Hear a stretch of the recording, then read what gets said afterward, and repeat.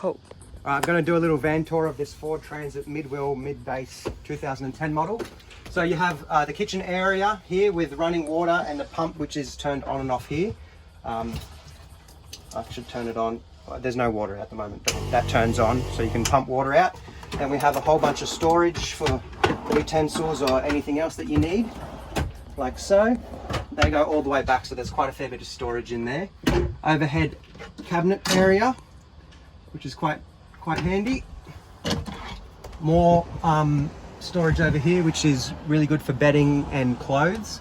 It also acts as another insulation point, so you don't get as much heat coming through. This divider separates the front from the back, which means that when you're inside, you've got a small space that you need to cool with aircon, and the aircon works a lot more efficiently. The brains of the electrical system fit in here, so that folds down, and then you've got solar and all your loads and stuff. If you're into electrical stuff, I can walk through that in another video. And then that looks in place like that. All right, now to the fun stuff. Oh, I didn't put that on properly. We have more storage under here, which is directly under this bed. This bed is a 2/3 bed, and it doubles up as a couch, so you can be sitting down here working on your laptop quite comfortably. The back of the couch also is a storage area. I'll take that. So there's plenty of space here. There's a wooden panel that goes in here, but I've taken it out just to show you where the electrical system is at the back. And this has a lip on it as well, so you can put more stuff at the top there for just easy access. Now I'll show you the bed mechanism because it's pretty schmancy. You pull this out like so, and then add this in, and then you have a 2.10 m bed length, and it's big enough to sleep 2 people quite comfortably. It's not quite as wide as a double bed, but you can still fit 2 people on there quite easily. At the back you'll notice some overhead lights, which is good little reading lights. They also have USBs under them, so you can charge your phone when you're parked up at your camping site. Then we have up here all the lights for the van. So we got under cabinet light up here, and then we have over the top here another light, and then there's also the overhead lights which are dimmable. Then we have the fan. So this big fan pops up, so you can, I won't turn it on because it's a bit noisy, but it pops up and you can have it working while it's raining because it's got a cover on it. That's actually really handy.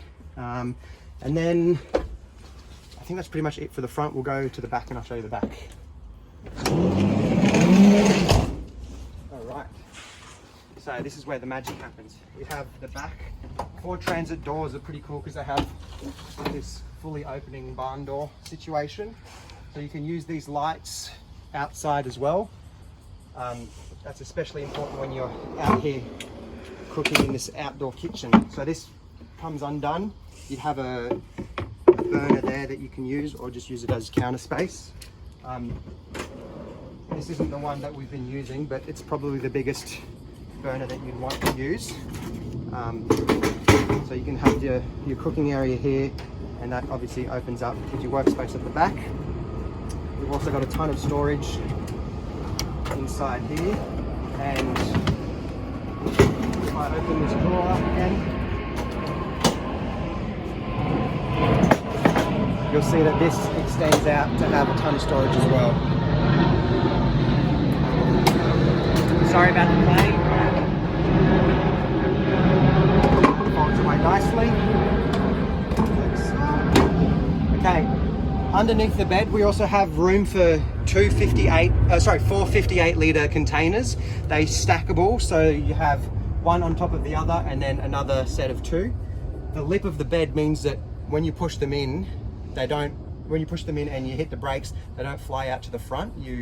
They stay locked in position, which is quite handy. So that gives you a ton of extra storage This is the surf box, so you can fit 3 surfboards.